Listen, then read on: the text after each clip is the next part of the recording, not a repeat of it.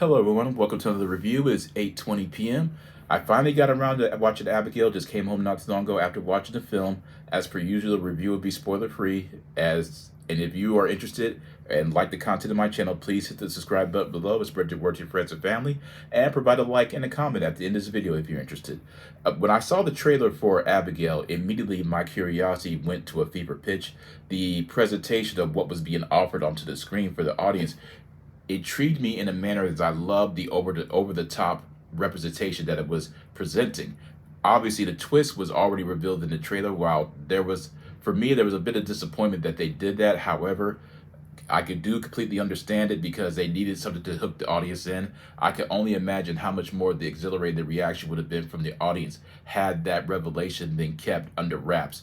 But either way, it still didn't necessarily detract from the overall experience of what I was watching. The film stars Melissa Barea, Catherine Newton, Giancarlo Esposito, Kevin Durant, not Kevin Durant, but Kevin Durant, and it's about these group of people who have gotten together through this shady organization that is being used to receive money in a corrupt, sinister fashion. You don't know anything about them. All you know is simply through the exposition of dialogue that's being shared amongst the characters themselves.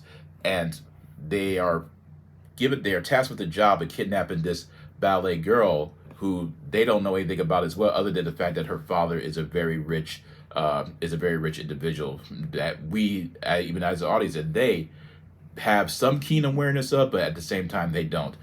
Us, the audience, don't know who he is. So slowly but surely, there's certain significant creepy events that start happening, but you already know what's causing these events to transpire, so it's not necessarily a surprise. However, what I really did enjoy about this film was, again, the over-the-top feature. They embraced the absurdity of it, and that's after when I was watching it, I felt this is exactly what Megan should have been.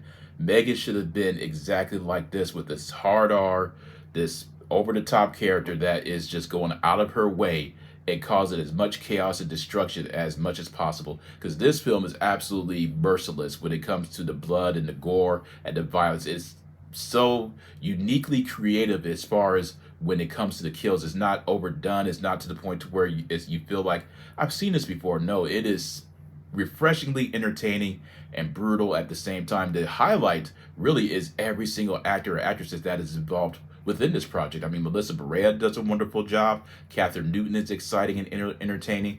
Angus Cloud, God rest his soul, did Kevin Durant. I mean, just everyone seems like they have this authentic, organic sense of chemistry with one another because their comedic timing was impeccable. I mean, it was absolutely wonderful watching these actors and actresses just interact with one another and chewing scenery at the same time, while also toying with the audience, throwing out some Easter eggs here and there about the vampire lore. When I sat there watching this film, there was not one moment where I felt bored, where I felt as if that this was a waste of my time. It was simply fun. It was probably one of the best vampire films I've ever watched in my life, because it has been, I can't remember the last good vampire movie that truly blew me away that I watched. I mean, other than 30 Days of Night, and that was in 2007.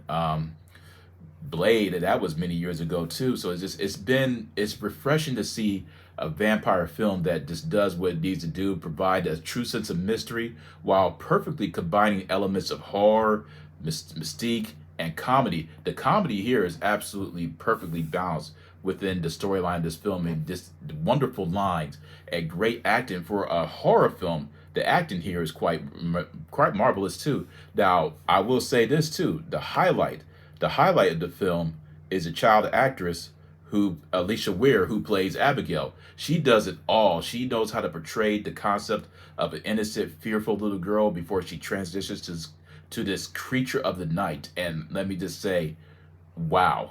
I mean, wow. She was vicious, innocent, charming, naive, frightening, just everything across the board. And she did it with so I hope to see more of her in the future when it comes to various projects, because she is absolutely one of the greatest, one of the best child actresses that we have seen, and that I have seen as of late. And I can't stress enough exactly how entertaining and exciting she was.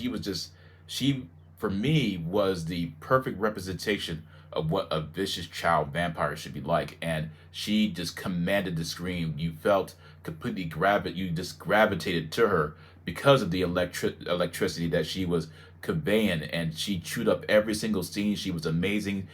Every single part of this film, I felt, did what it needed to do, and that was provide the most brutal sense of refreshing gore, violence, blood, of entertainment that I have ever watched in a horror film. I mean, it's been a long time since I've seen anything like this, and I enjoyed every single second of it. It was entertaining, it was fun, it was creepy, it was hysterical at times, and even, minor spoiler, even hinting at a shared universe again. So that's all I'm going to say about that. I don't want to get into any type of real significant spoilers, because I do want everybody who has a chance while it's still in the theaters to watch this film, because it is made for the big screen. At the end of the day, I'm going to go ahead and give Abigail 2 thumbs up. 10 out of 10, highly recommend it. Not for children. It is a very gruesome with its violence and its blood and its gore. A lot of profane language, but other than that, I had a great time watching it. I do plan on actually watching it again, and whenever it's released on DVD,